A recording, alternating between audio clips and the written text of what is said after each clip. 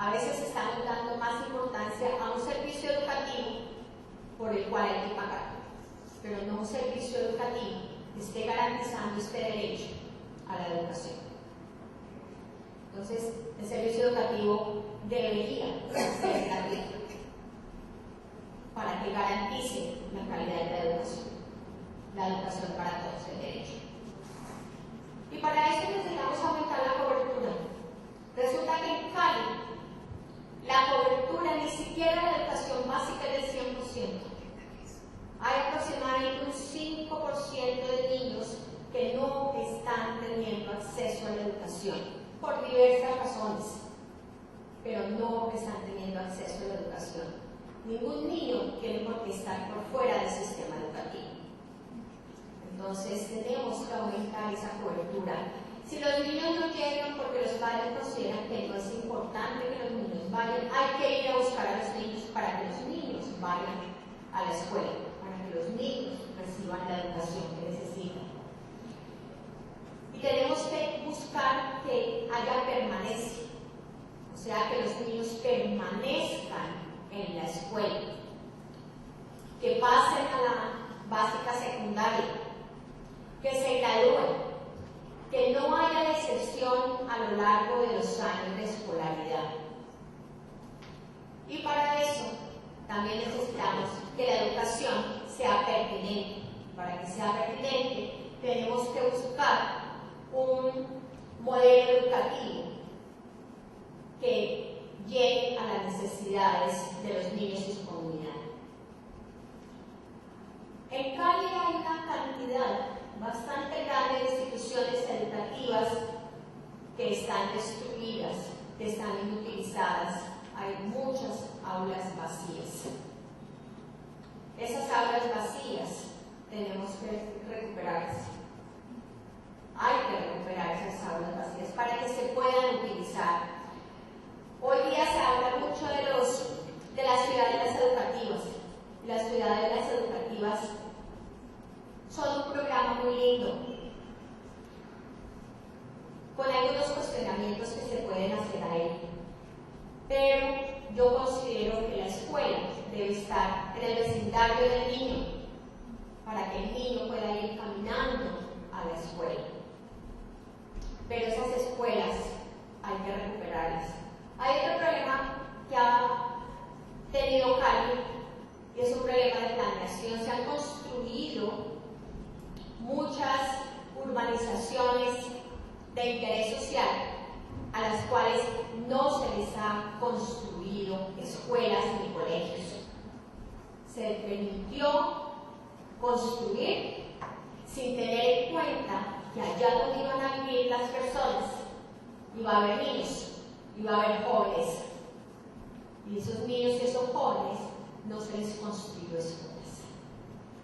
Entonces, algo que tenemos que prever, y es que de ahora en adelante todas las nuevas urbanizaciones de este tipo tengan instituciones educativas a donde los niños y los jóvenes puedan ir.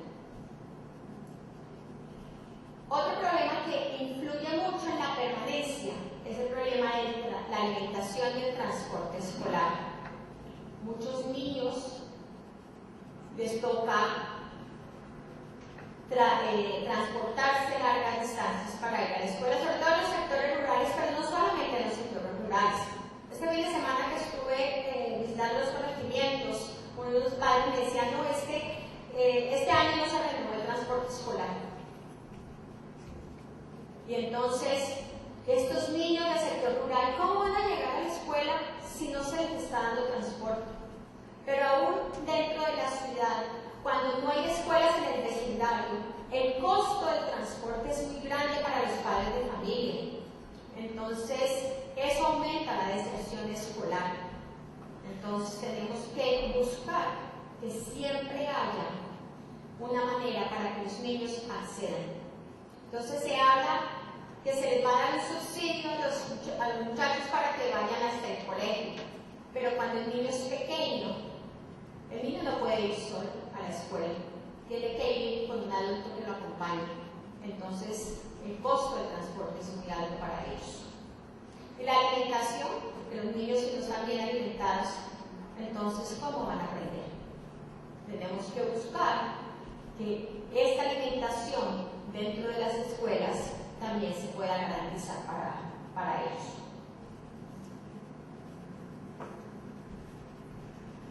Hablaba antes del desarrollo de un modelo educativo que sea incluyente, que sea pertinente, que asegure la calidad para el desarrollo personal y académico. ¿Qué tanto del modelo educativo, que haya un modelo educativo coherente para la ciudad? Y eso es algo que hemos estado hablando también en el Comité de Educación de la campaña de Rodrigo Guerrero.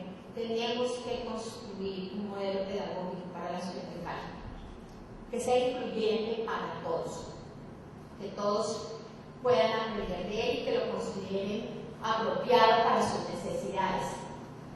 ¿Cómo? Yo considero que la indagación es importante, que los niños aprendan a través de la indagación. Hoy día la información está allí. No es sino entrar al computador y la información está allí, la de toda la información que existe en el mundo. Hay un acceso a información grandísimo. Pero ¿cómo utilizar esa información? ¿Cómo buscar la respuesta a una pregunta a través de ese medio? La tecnología. Por eso el uso de la tecnología también para ayudar a la indagación.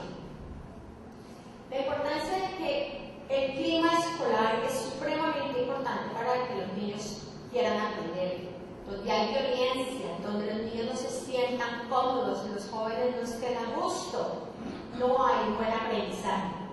Entonces es importante que existan consejeros, que existan psicólogos que trabajen sobre esa convivencia escolar en las escuelas y en los colegios de la ciudad. Y las escuelas de familia. Ya existe una ley que habla de las escuelas de padres, pero hay que involucrar no solamente a los padres, sino a una parte del entorno familiar del niño. Los maestros infortunadamente cada vez somos personas menos valoradas en la sociedad.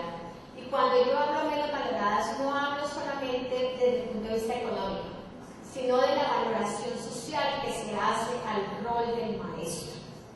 El maestro cada vez es una persona que se le considera de menor estatus. No como en otros países. Por ejemplo, en Finlandia, el maestro tiene una gran importancia social y muchos quieren ser maestros. Aquí cada vez menos personas quieren ser maestros. Entonces, ¿cómo vamos a querer que haya buenos maestros si no quieren, si las personas buenas, si los buenos bachilleres no quieren entrar en el mundo de la docencia? ¿Quién va a formar a nuestros niños? Esta frase que a mí me parece muy importante. Ningún sistema educativo es mejor que la calidad de sus maestros. Eso es vital. Pero no solamente los niños deben ir al colegio, a la escuela, los jóvenes al colegio, no solamente eso. Necesitamos que también haya para ellos una gran variedad de actividades extraescolares que les complementen su formación. Algunos dicen, no, que le demos a los niños un instrumento, no, que el deporte. Yo digo que debe haber una variedad muy grande de oferta de acuerdo a las variadas necesidades que tienen los niños, de acuerdo a las variadas habilidades y a los variados niveles de interés de los muchachos, para que haya para todos algo que les ayude en su manejo del tiempo libre y que les complementen su formación. No todo es lo académico, hay otras cosas que complementan la formación personal. Y esto es algo que se debe hacer en las jornadas contrarias. Muchos hablan de no convirtamos la jornada en una jornada única. No sé si la respuesta es la jornada única. Yo creo que hay otras cosas que se pueden trabajar sin necesidad de tener jornada única, y es esta oferta de actividades extraescolares. Porque el problema también de la jornada única es que qué va a pasar con la infraestructura educativa, que en este momento se trabajan 2 o 3 niveles de cobertura simultáneamente. ¿A dónde van a ir los muchachos si la misma edificación que se utiliza para 2 o 3 jornadas solamente se va a utilizar para una sola jornada? No sé qué pasaría en ese caso. Yo creo más bien que hay que trabajar en fortalecer las actividades extraescolares y utilizar otro tipo de infraestructura. Hay polideportivos en las distintas comunas, las bibliotecas, los salones comunales donde se podrían hacer este tipo de actividades. Y los niños necesitan asesorías en tareas en algunos casos. En muchos casos no hay en el lugar quienes asesoren con las tareas. Tal vez esa es otra de las actividades que se pueden desarrollar en la jornada contraria para apoyar a aquellos niños que necesitan apoyo en tareas porque en casa no la tienen. Las personas discapacitadas o en condición de discapacidad, resulta que tenemos que hacer un fuerte trabajo de prevención. Por un lado, educando a las mujeres en edad fértil para que se cuiden, para que antes de decidir tener hijos, y que ojalá tener hijos sea una decisión, también sepan cómo pueden cuidarse durante el embarazo y desde antes para que tengan hijos sanos. Atención temprana en caso de que haya un riesgo de una discapacidad. Como les decía, yo me preparé para criar una niña con una discapacidad visual. A Dios gracias, mi hija tiene muy buena visión, pero tuvo también atención temprana. Y la importancia de la inclusión social y educativa. Necesitamos que los niños en condición de discapacidad se sientan a gusto en la escuela, se sientan a gusto en el colegio, sean parte de la comunidad educativa y no solamente que tengan un puesto dentro del aula escolar. Y para eso hay que hacer unos programas de apoyo dentro del aula, que ya están previstos por ley, pero una cosa es que la ley lo diga y otra cosa es que se haga, y otra cosa es que todos los niños lo tengan. Y la comunidad necesita ser consciente de que estos niños también tienen derecho a la educación y a una educación de calidad. También a estas personas en condición de discapacidad hay que hacer un trabajo especial para que más adelante estén capacitados para un rol laboral y puedan ser incluidos laboralmente.